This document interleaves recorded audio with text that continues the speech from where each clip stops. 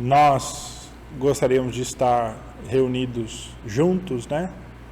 Recebo sempre a mensagem dos irmãos aqui, ou quando conversamos por telefone com alguns. Os irmãos têm sempre manifestado esse desejo, essa ansiedade de voltar logo aos trabalhos da igreja. E todos nós estamos nessa expectativa, né, de retornar aos trabalhos da igreja. Não imaginávamos, né, no início desse ano, que nós fôssemos passar uma Páscoa tão diferente como essa. Não imaginávamos que nós não poderíamos ter culto público, nossas igrejas fechadas e nós trancados em casa, e pior, com ameaça para as nossas finanças, para a nossa economia, para a saúde pública e saúde pessoal. Nós não imaginávamos isso. Mas o Senhor nosso Deus, Ele tem planos que nós nem imaginamos, né? E não compreendemos. Ele tem planos que não necessariamente correspondem às nossas expectativas. E louvado seja Deus, irmãos, porque Ele não tem planos que atendem às nossas expectativas, mas que seguem o seu sábio conselho e que seguem, assim, a sua sabedoria infinita na realização do plano que Ele já tem decretado, né? O que nós sabemos é que nada é em vão e nada é de última hora decidido, porque Deus tem todo o poder, Deus tem toda a força, o Senhor Deus tem tudo nas suas mãos e Ele controla e dirige todas as coisas. A Páscoa para nós, ela é talvez a data mais importante, porque na Páscoa nós celebramos algo muito importante para o cristianismo, na verdade, o centro do cristianismo. Nós lembramos a morte e o sacrifício do Senhor Jesus na cruz e nós louvamos a sua vitória sobre a morte ressurgindo dos mortos. A morte do Senhor Jesus e a sua ressurreição são o centro do cristianismo. Não há cristianismo sem a cruz ou sepulcro. Um cristianismo sem cruz e sepulcro é um cristianismo falso. É um cristianismo sem a essência do cristianismo. É um cristianismo da capa, da aparência. Porque o verdadeiro cristianismo é o cristianismo da cruz e do sepulcro. Este é o coração do Evangelho, o centro da nossa fé. E aquilo que um cristão crê acerca da cruz e do sepulcro é que definem muito da sua fé e vão conduzir muito das suas ações, da sua vida, e vão dirigir muitos dos seus atos. É por isso que nessa noite de hoje eu não farei um estudo bíblico necessariamente. Nas quintas-feiras nós estamos reunidos em geral para estudo bíblico e na noite de hoje não seria diferente. E nós temos inclusive transmitido nas quintas-feiras sempre um estudo da palavra. Mas hoje, sendo aquela quinta-feira, né, que é a quinta-feira de Páscoa, nós vamos falar um pouquinho de Páscoa mesmo, em preparação para esse final de semana, que é um final de semana diferente daquilo que nós esperávamos, mas ainda assim é o final de semana de Páscoa. E todos nós temos que celebrar esta Páscoa com o nosso coração. Essa Páscoa vai trazer um elemento novo para todos nós, que é o fato de que nós vamos ser testados, de fato, em que está o nosso coração na Páscoa, né? Nós somos testados nessa Páscoa a sondar o nosso coração e assim perceber se o que nos alegra na Páscoa é verdadeiramente a cruz e o sepulcro, ou se é a festa, a família, o feriado, os chocolates todos. Nós vamos passar uma Páscoa muito diferente de todas as outras, talvez a Páscoa diferente de todas as que você já passou na sua vida. Para mim, eu acho que é uma Páscoa das mais diferentes que eu já passei na minha vida. Mas Deus nos dá a graça, irmãos, de nós podermos passar a Páscoa em casa com a nossa família. E em casa com a nossa família nós vamos celebrar este grande marco do cristianismo, que foi a morte e a ressurreição do Senhor Jesus. E curiosamente, se nós pensarmos na origem da Páscoa, lá no Egito, o Senhor Deus mandou que cada família se trancasse em casa, né? Olha, cada família se tranque em casa, porque o anjo da morte passará nessa noite. E você vai se trancar e você vai celebrar a Páscoa com a sua família. Um cordeiro preparado para cada família. E a família junta, e ela ali na sua casa, celebraria, trancada, de portas fechadas, sem poder sair na rua, ela celebraria a Páscoa. Segura de uma coisa, de que o sangue, a marca do sangue do cordeiro que estava sobre a sua porta, os livraria daquela peste, daquela maldição de morte que passaria sobre o Egito. Nesse sentido, essa nossa Páscoa, ela se compara muito a essa, né? Nós vamos celebrá-la dentro das nossas casas, trancados, né? Sem sair na rua, e há uma peste lá fora, né? Há uma doença lá fora. E nós teremos a chance de, então, buscarmos ao Senhor Deus em família. A Páscoa era também um tempo para os pais ensinarem os filhos, porque nos anos depois, subsequentes à celebração da Páscoa, eles deveriam repetir esse mesmo ritual, se trancar nas suas casas, comer o cordeiro cevado, estar vestido com roupas de viagem, sandália nos pés, comer pães sem fermento, ervas amargas. E quando os filhos, então, eles perguntassem: por que meu pai? Por que minha mãe? Nós fazemos tudo isso. Então os pais ensinariam os seus filhos, né? Porque éramos escravos no Egito. E o Senhor, nosso Deus, nos livrou com mão poderosa. Nós vamos poder contar, então, aos nossos filhos essa razão quando eles nos perguntarem. E assim, então, quem sabe em casa, celebrando a Páscoa de uma maneira bem diferente, trancados dentro da sua casa, sem poder sair ou se deslocar normalmente, nós vamos reviver aquela expectativa daquele povo que estava pronto para a libertação do Senhor, estava pronto para receber do Senhor o amparo, o auxílio. Essa é uma grande oportunidade para nós ensinarmos os nossos filhos, né? Sobre salvação, sobre redenção, sobre como Deus age, né? O que Ele faz. E espero que você aproveite aí na sua casa, com a sua família, esses dias para isso. E, portanto, em preparação para esses dias, eu quero conduzir aqui uma mensagem da Palavra de Deus, que vai relembrar aquela noite de quinta-feira, né, em que o Senhor Jesus ceou com os seus discípulos pela última vez e logo depois foi preso. E em preparação aos eventos que nós teremos nesse fim de semana. Amanhã à tarde, às 15h, nós teremos uma transmissão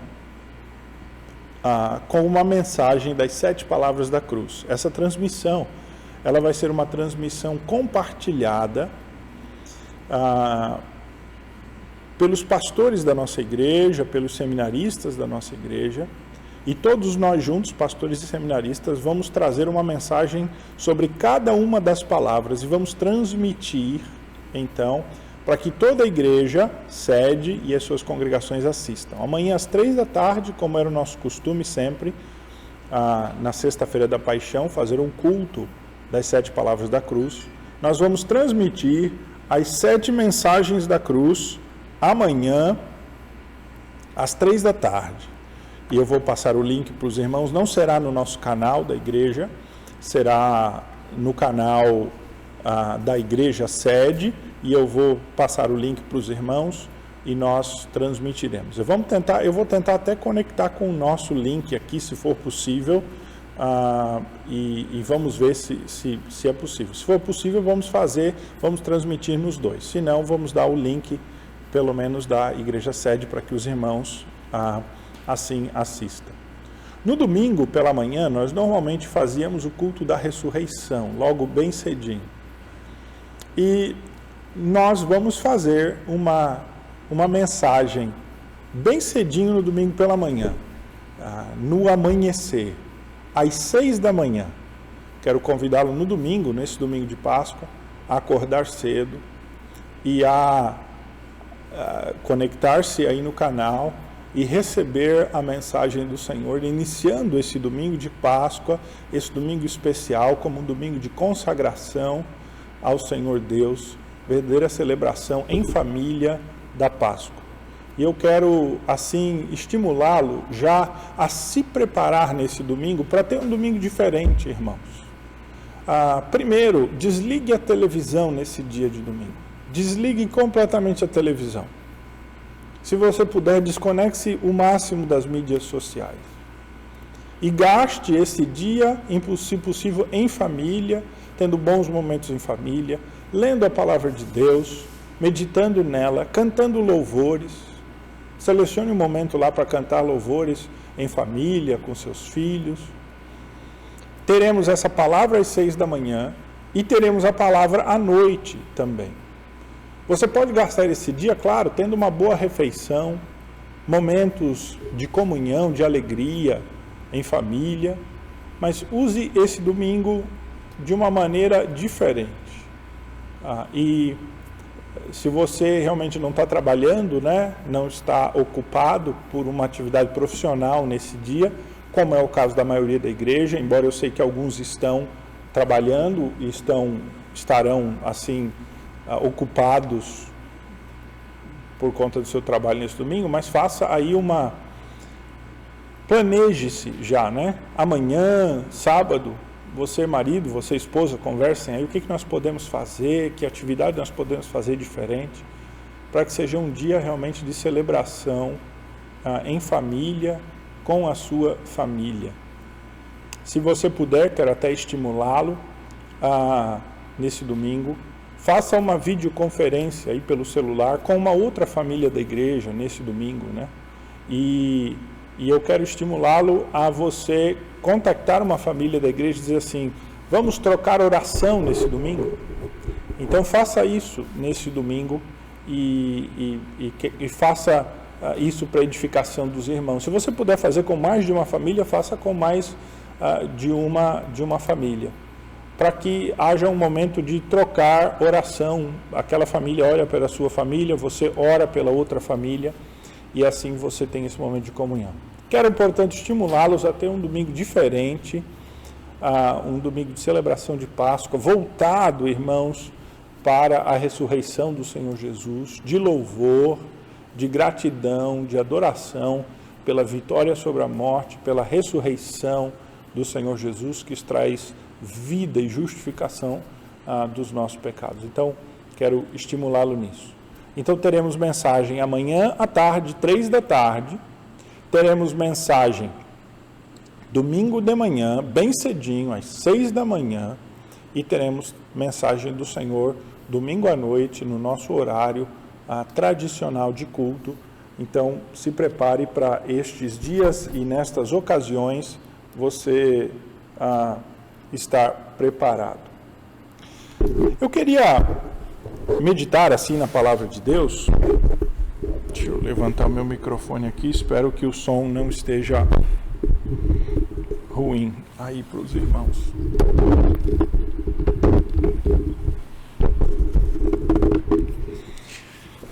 Eu queria meditar com os irmãos na palavra de Deus sobre aquela experiência da última ceia, que aconteceu numa quinta-feira como esta, quinta-feira que antecedeu a crucificação do Senhor Jesus, né? Aquele último dia do Senhor Jesus com os seus discípulos.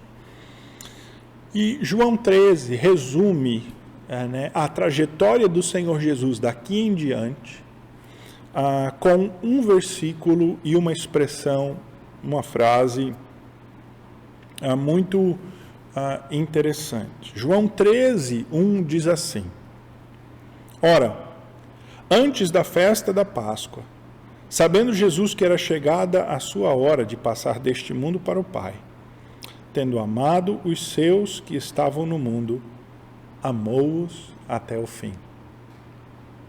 Tendo amado os seus que estavam no mundo, amou-os até o fim. Essa frase, ela é como que um resumo e é uma preparação do leitor para tudo que iria acontecer a partir do capítulo 13 até o final de João. Você pode olhar para o Evangelho de João, que foi o último evangelho a ser escrito, bem depois dos outros evangelhos, e que tem uma característica diferente. Ele tem menos história e tem mais discurso, mais falas do Senhor Jesus. Não conta milagres, não tem parábolas, né? Não tem muitos milagres, aliás, e não tem parábolas, tem mais sermões do Senhor Jesus.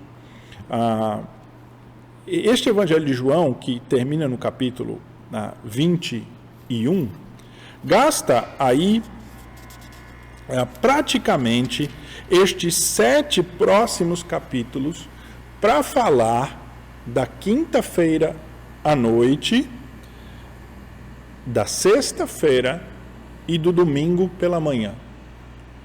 Basicamente, 3 momentos, embora na sexta-feira o relato seja um pouco mais extenso, porque compreende um número maior de horas, mas a noite de quinta-feira, a madrugada de quinta para sexta, o dia de sexta-feira e o domingo pela manhã, depois domingo à tarde, é onde João gasta praticamente 7 capítulos. 1/3 de todo o seu livro, de todo o Evangelho, o apóstolo João gasta nestes episódios. E é aqui nesse ponto que João vai caminhando, né, para aquele grande ponto, para o ápice da história, né? Como num filme, como num livro, em que a tensão ela vai crescendo, vai crescendo, vai crescendo, até aquele ponto principal da história. O apóstolo João, então, caminhando para isso, ele diz, então, que o Senhor Jesus sabia que estava chegando a sua hora. Aquele grande ponto, o clímax, o ponto final, né? A hora de passar deste mundo para o Pai. E ele, tendo amado os seus que estavam no mundo, amou-os até o fim. E esse é o tema daquilo que vai ser apresentado nesses 7 capítulos. Este amor total, este amor completo do Senhor Jesus pelos seus discípulos. Este amor que ama esses discípulos que não entendem o que está acontecendo. Esses discípulos que discutem quem é o maior entre si e que estão ali debatendo quem é que vai ser o traidor. Esses discípulos que, como Pedro, chegam a dizer que não vão trair Jesus, nem nunca vou te trair. Esses discípulos que dormem quando Jesus está orando ali e clamando ao Pai por aqueles momentos que ele passaria de grande angústia, já se angustiando, e os discípulos dormem em vez de orarem com eles. Esses discípulos que fogem, né, e se trancam. Esses discípulos que não acreditam na ressurreição quando ela acontece, né? O Senhor Jesus amou estes homens até o fim, assim como amou os seus outros discípulos, não apenas os 12 aqui, mas ele amou até o fim. O Senhor Jesus, ele manifesta este amor, esta graça também para com o próprio Judas. Aqui. E o Senhor Jesus, em tudo o que ele agiu nestes grandes eventos da quinta-feira à noite, da sexta-feira da paixão e do domingo da ressurreição, ele mostrou esse grande amor. Tendo amado os seus que estavam no mundo, amou-os até o fim. Irmãos, não podemos ter nenhuma dúvida de que o Senhor Jesus nos ama até o fim, né? De que o Senhor Jesus, ele nos ama ao ponto de estar disposto a dar tudo, a ir até o último. o Senhor Jesus não põe preço no seu amor. O preço é o máximo.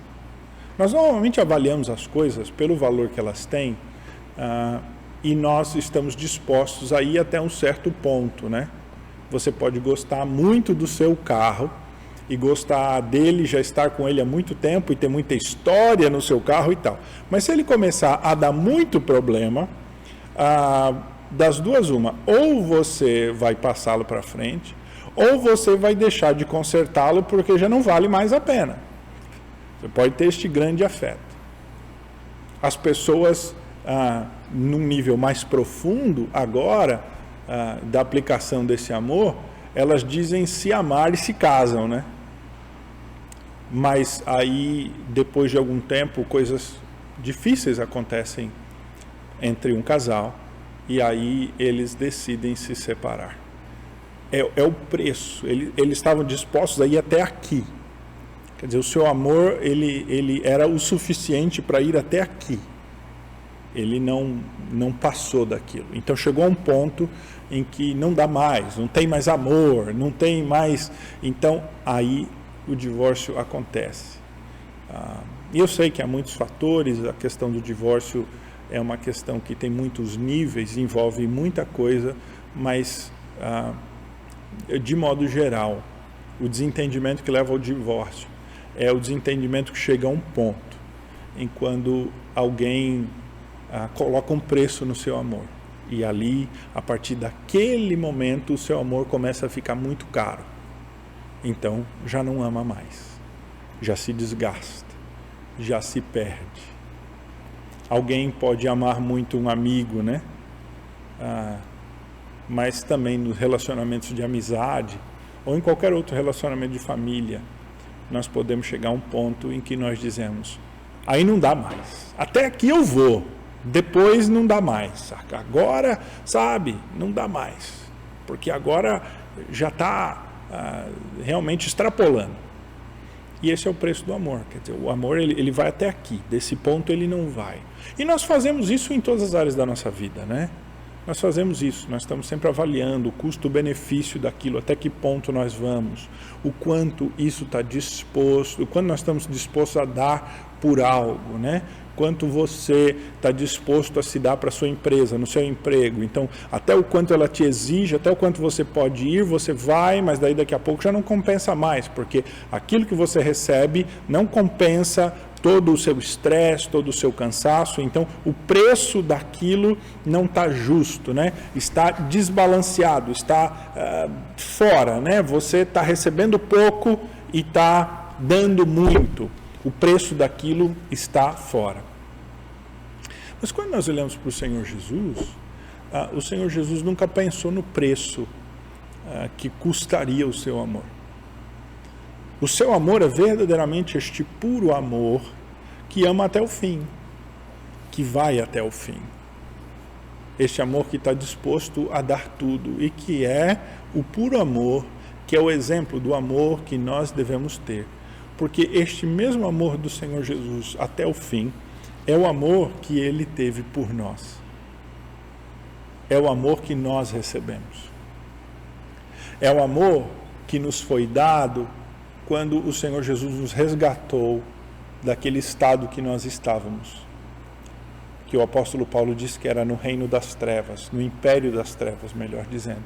E nos transportou e nos colocou sobre o reino do seu Filho. E o Senhor Jesus nos deu este privilégio de sermos chamados filhos de Deus, pelo seu sacrifício. O Senhor Jesus, ao descer na terra, ao morrer na cruz e na sua obra terrena, Ele nada ganhou. O Senhor Jesus, quando desceu à terra, não veio conquistar nada, não veio acrescentar nada a si, porque não houvesse nada que Ele já não tivesse. Ele não veio por benefícios próprios, realmente. Não veio para ganhar algo, nem para que Ele recebesse algo. Ele veio exatamente por amor. E um amor que o levou até o fim, a entregar a sua vida por nós. Há uma cantata de Páscoa, uma cantata das mais bonitas, pessoalmente, chamada Maior Amor. Se você procurar na internet, no YouTube, certamente você vai achar. Quando eu era um adolescente, jovem na igreja, fazia parte do coral, e nossa igreja, num dos anos, o coral ensaiou esta cantata, Maior Amor. E é uma cantata que eu, desde aquela época, aprendi a gostar, e toda vez que eu a ouço,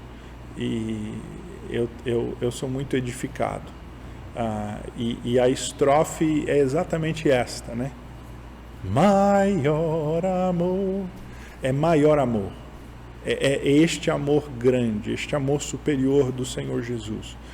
E essa cantata, que é muito bonita, gosto muito das melodias, ela bate nesse ponto, ele frisa este grande amor, este amor superior do Senhor Jesus, que se doou por nós e que nos amou até o fim.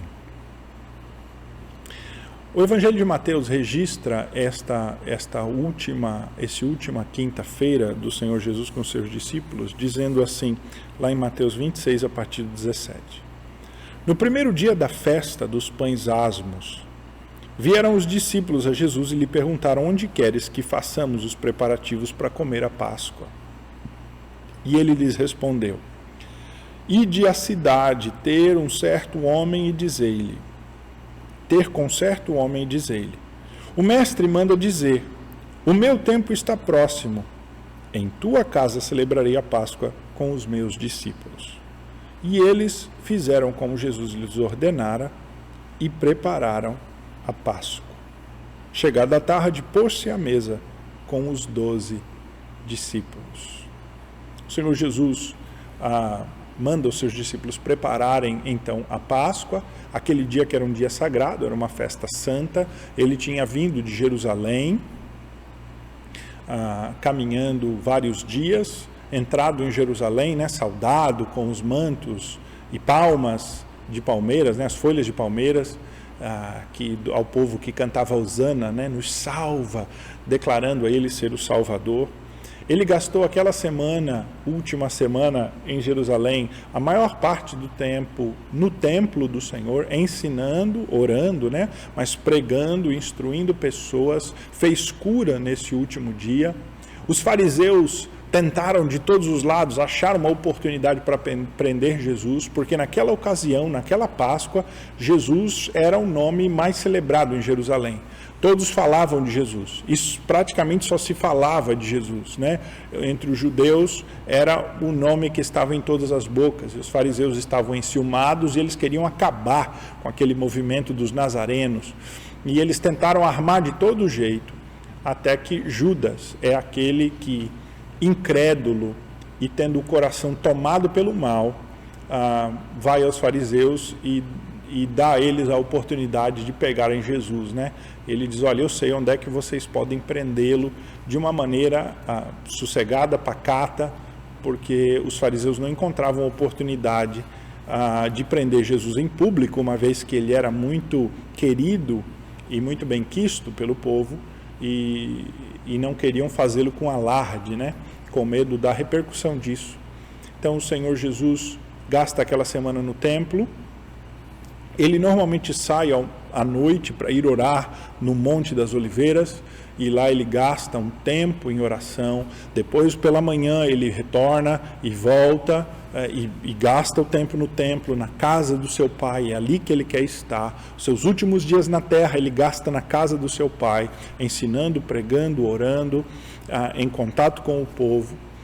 E na noite anterior, naquela quarta-feira à noite, ele passou na casa de Simão, né? Simão, o leproso, né? Simão, um outro Simão, não é Simão Pedro, um outro Simão a quem ele havia curado de lepra na cidade de Betânia. Então, a cidade de Betânia era uns poucos quilômetros ali de Jerusalém.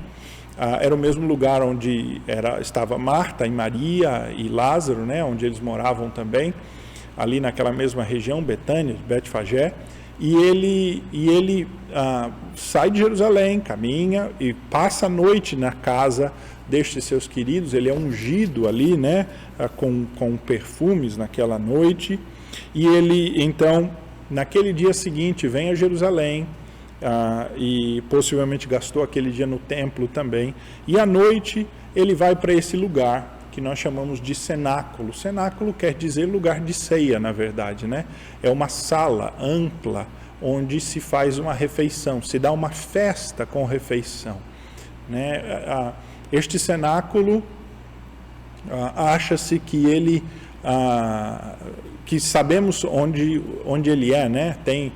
Que você for a Jerusalém hoje, você vai poder visitar esse lugar do cenáculo, que não é o mesmo lugar original, porque provavelmente o lugar original foi destruído e esse que lá está foi reconstruído a partir daquele que estava, mas onde muitos acham, pelo menos pela tradição, acham que está lá este quarto amplo, que é num segundo andar de uma casa, né? Uma das casas dentro dos muros de Jerusalém, uma casa de pedras, como era comum, e um quarto, um lugar amplo.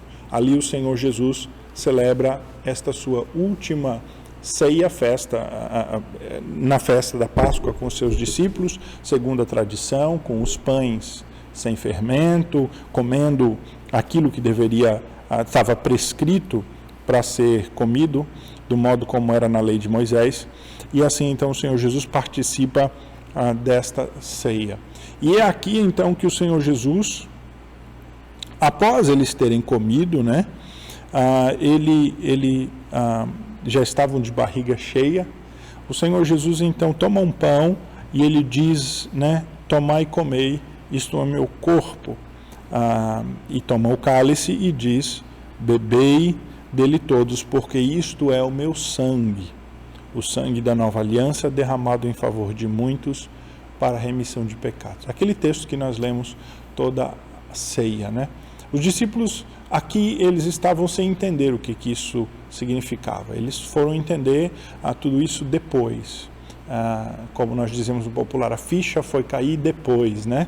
Eles não compreendiam o que estava acontecendo, mas o Senhor Jesus estava os preparando para que depois da ressurreição eles instituíssem esse santo sacramento na igreja, na celebração da ceia.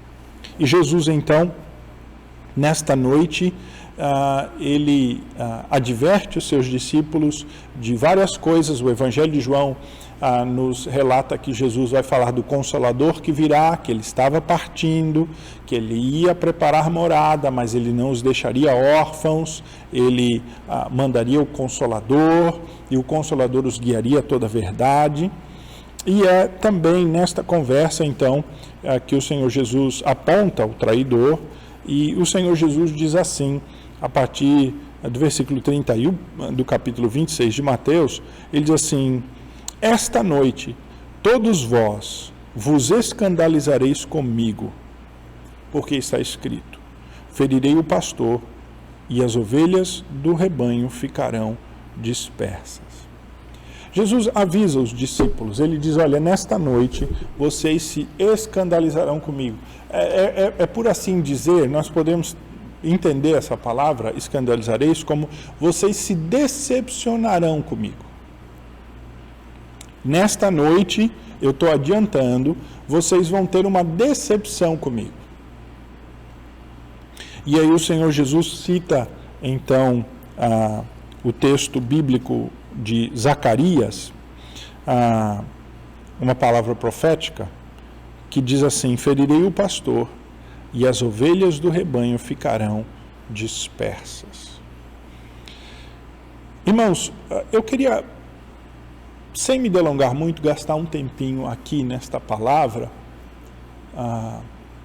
porque eu acho que ela é uma boa palavra que representa o momento da cruz, e que reflete num período de incertezas e de dúvidas, de se dispersar, que podem ser aplicados ao tempo que nós estamos vivendo agora. Às vezes nós gostaríamos de saber o futuro, né? Nós gostaríamos de ter uma palavra que dissesse, olha, amanhã acontecerá tal coisa, para que a gente pudesse se preparar e a gente pudesse tomar decisões melhores. Mas será, irmãos, que realmente, se nós soubéssemos o que aconteceria, nós agiríamos diferente do que nós agiríamos normalmente? Aqui os discípulos estão sendo preparados, mas eles recebem essa palavra completamente incrédulos. Completamente sem ter a noção, o discernimento do que Jesus está falando aqui. Porque a expectativa dos discípulos era outra. A expectativa dos discípulos era de que Jesus, ele estava agora se alçando ainda mais, tendo todo esse apoio do povo, sendo celebrado pelo povo, se tornando um nome na boca de todo mundo. Ele estava se alçando ao cargo de Messias. Porque eles não conseguiam ver ou crer que Jesus poderia ser abatido de nenhuma maneira. Na visão deles do que fosse o Messias ele começa a fazer um movimento de base e ele arruma apoiadores e suportes, vindo então da extremidade, atendendo os pobres, atendendo os necessitados, atendendo os desvalidos, atendendo aqueles que não têm grande influência política, e partindo desse movimento de base, ele vai se fortalecendo, crescendo, até que ele chega então no grande centro, e ali ele é reconhecido, e ali ele monta o seu ministério, e ele começa a crescer e ganhar ímpeto, até que ele realmente chega ao domínio e ao reconhecimento do seu povo Israel como grande líder. E aí então ele exerceria o seu papel messiânico. Era uma expectativa de subida, né? Se você fosse colocar isso num gráfico, aí o gráfico é semelhante ao gráfico do crescimento do Covid-19 aí, né? Começa assim, depois era mais ou menos essa expectativa que os discípulos tinham de Jesus, por quem eles deixaram tudo e quem eles comprometeram a sua vida para seguir. E agora, nesta festa de Páscoa, sabiam que tinha a oposição de alguns, mas ser Messias é isso mesmo, né? Se tornar rei é isso mesmo, é enfrentar a oposição de uns, até poderosos, mas você, quando derrota os poderosos, se torna mais poderoso que eles, e você ascende, e você se torna grande. Os discípulos, eles tinham essa mentalidade, né? Esse pensamento da vitória, né? É uma palavra que a gente ouve muito na boca de muitas pessoas hoje que falam do Evangelho, se ditas cristãos, pregadores aí.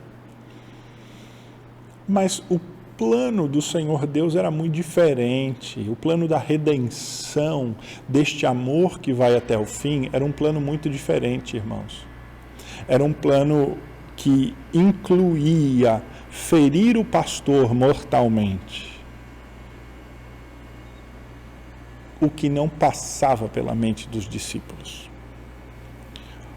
Pedro achava que isso era pessimismo, né, do Senhor Jesus, de pensar pouco de si, talvez algo como nós chamaríamos hoje de uma baixa autoestima, né? Certa vez ele repreende Jesus, né? Ele diz mais antes, no capítulo de Mateus 10, capítulos antes, ele diz, né? Não penses pouco de ti, Jesus, quando ele diz assim, olha, eu vou morrer, tal, vou ser maltratado pelos principais autoridades. Ele diz, não, que isso? E Jesus o repreende duramente, né? Arreda de mim, Satanás, né? Naquele episódio bastante famoso, porque não passava pela cabeça dos discípulos a ideia de que o Messias sofreria. Messias é vitória, Messias é coisa boa, Messias é positivo. Ser Messias, e principalmente fazer o que Jesus fazia as curas, falar o que Jesus fazia, confrontar do modo como Jesus confrontava, tudo estava batendo com essa expectativa de crescimento, de vitória. Mas o plano de Deus era outro, já havia sido anunciado pelo profeta Zacarias, 600 anos antes. Um pouco menos do que 600 anos, né? Uns 450, 500 anos antes do Senhor Jesus nascer. De que o pastor, a certa altura da história, na verdade, no clímax da história, ele seria abatido. Na hora, no grande momento, o mocinho cairia do cavalo.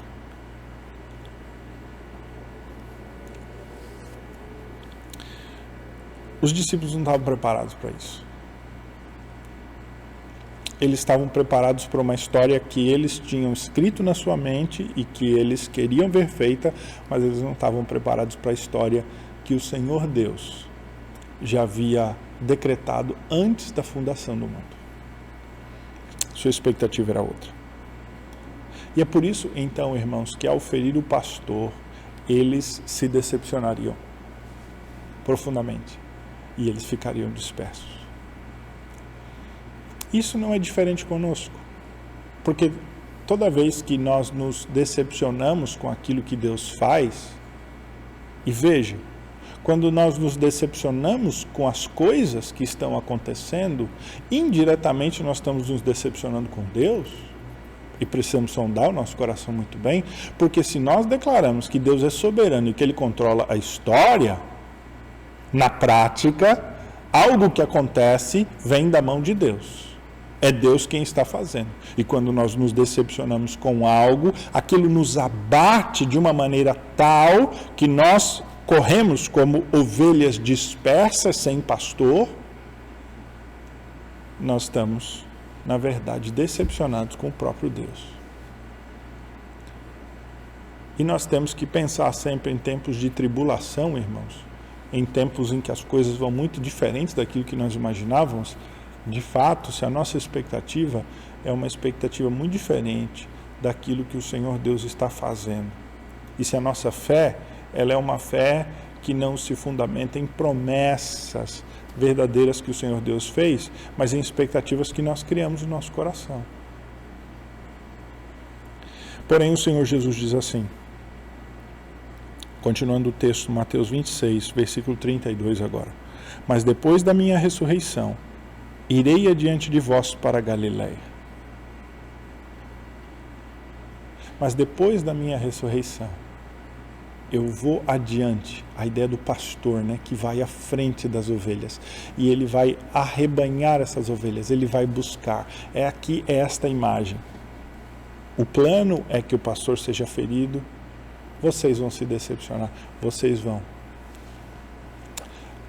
Mas o Senhor Jesus é o bom pastor, que ama as suas ovelhas, que conhece as suas ovelhas, que conhece cada uma pelo nome e que dá a sua vida pelas ovelhas. Ele estava sendo ferido exatamente pelas suas ovelhas. E ele então depois as congregaria e iria adiante.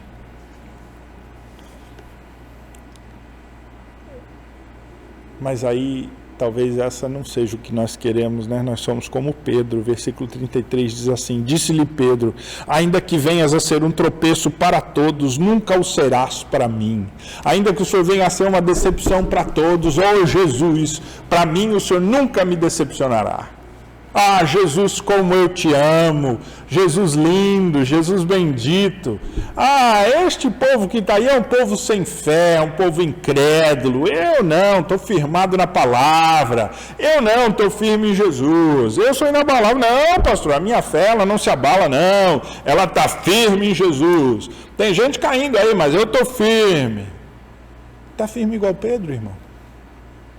Está firme igual Pedro estava? É? Ou está firme mesmo? Cuidado com a arrogância espiritual. Quando nós temos esse ímpeto de Pedro, nós não estamos agindo com fé, não. Nós estamos agindo com incredulidade e com mundanidade. O Senhor Jesus então responde a Pedro, disse: em verdade eu te digo que nessa noite, antes que o galo cante, tu me negarás 3 vezes. Pedro. Em outro texto bíblico, o Senhor Jesus revela a Pedro que Satanás quis a alma de Pedro. Mas o Senhor Jesus diz: eu roguei por ti. É uma passagem muito curiosa, né? O que seria Satanás querer peneirar, né? Querer a alma de Pedro. Será que estava no alcance de Satanás? Tendo a crer que não. Mas isso significa que Satanás queria avançar sobre Pedro de um certo modo, a derrubá-lo, envergonhá-lo. mesmo que ele continuasse um incrédulo, para desfazer qualquer mérito, tirá-lo do caminho. Mas o Senhor Jesus diz: mas roguei por ti, Pedro.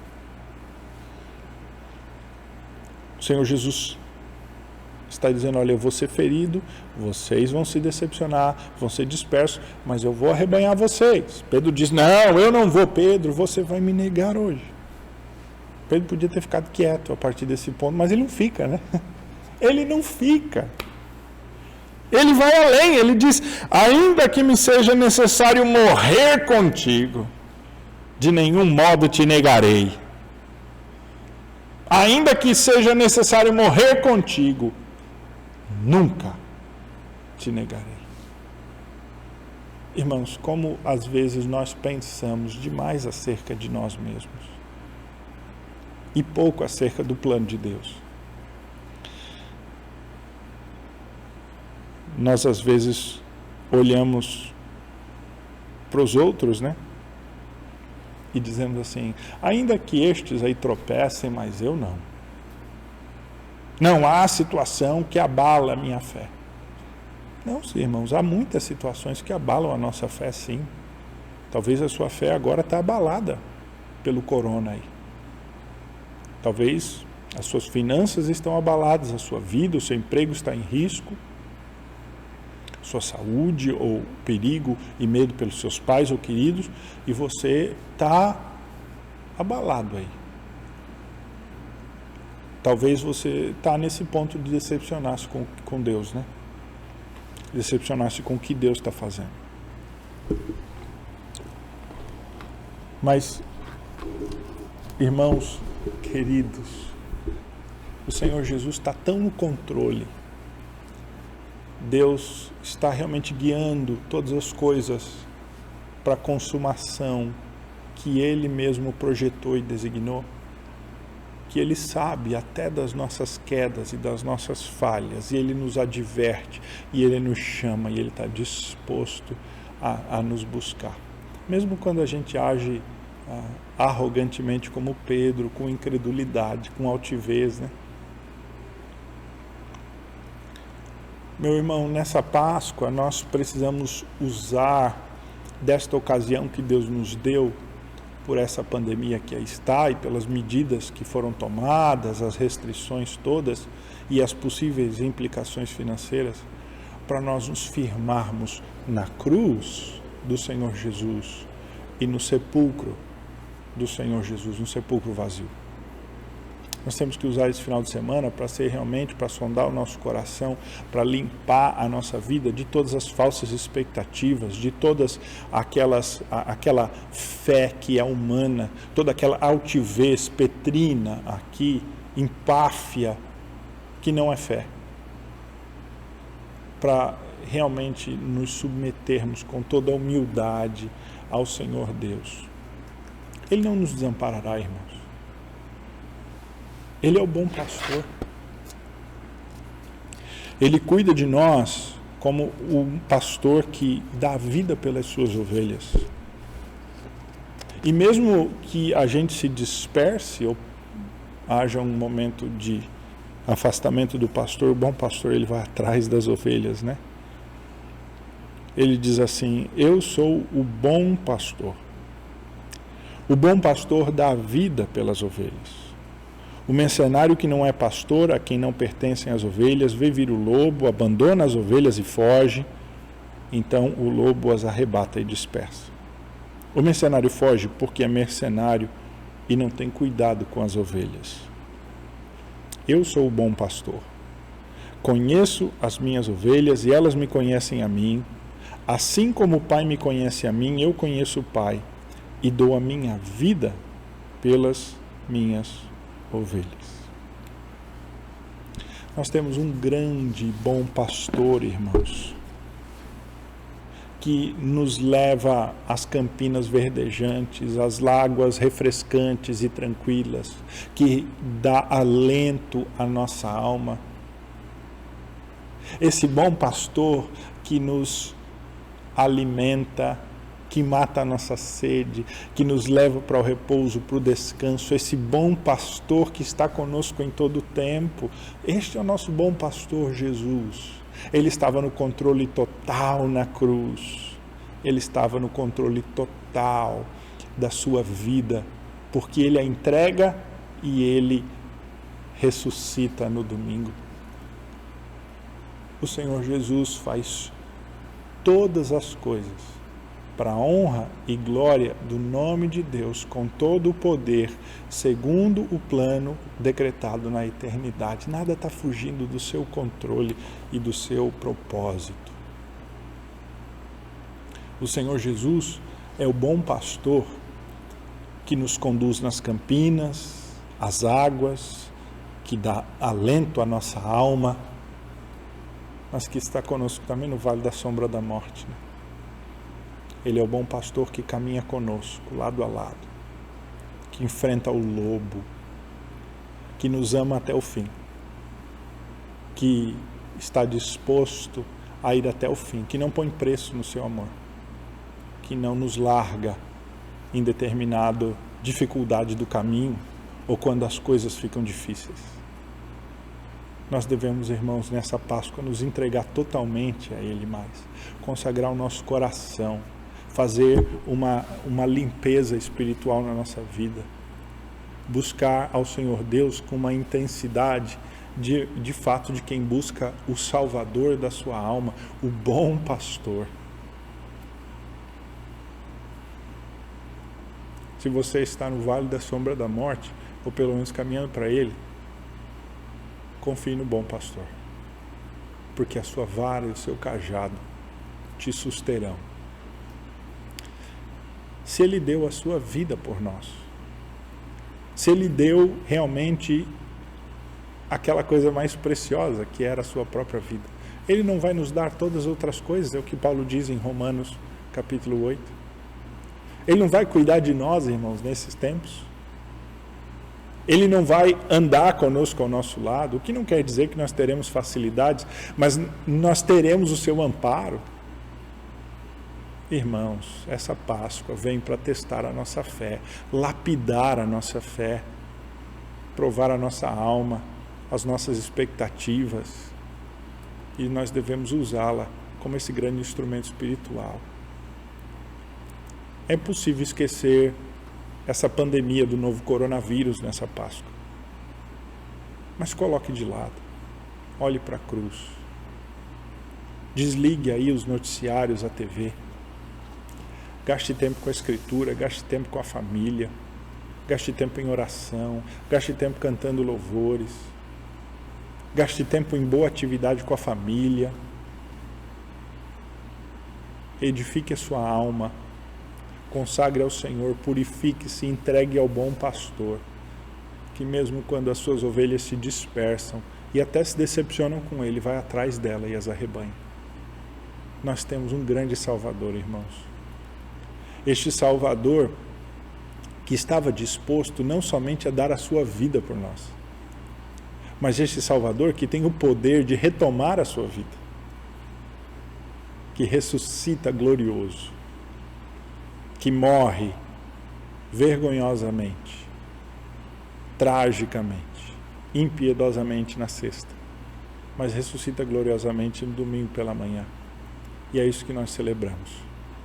Este vitorioso bom pastor, que dá vida pelas ovelhas, e que, mesmo que elas se dispersem, as arrebanha, porque Ele tem todo o poder, toda a honra, toda a glória, sejam dadas ao nome do Senhor Jesus, na nossa vida e nesta Páscoa, irmãos. Vamos orar. Pai, bendito seja o nome do Teu Filho Jesus, glorioso Filho, Deus de Deus, luz de luz, que dos altos céus desceu, encarnou-se, humilhou-se, obedeceu até o fim e foi sacrificado por nós, mas ressuscitou poderosamente dos mortos, ó Deus, e ascendeu em glória, está sentado à tua direita, ó Deus, e reina. Louvado seja Jesus que reina.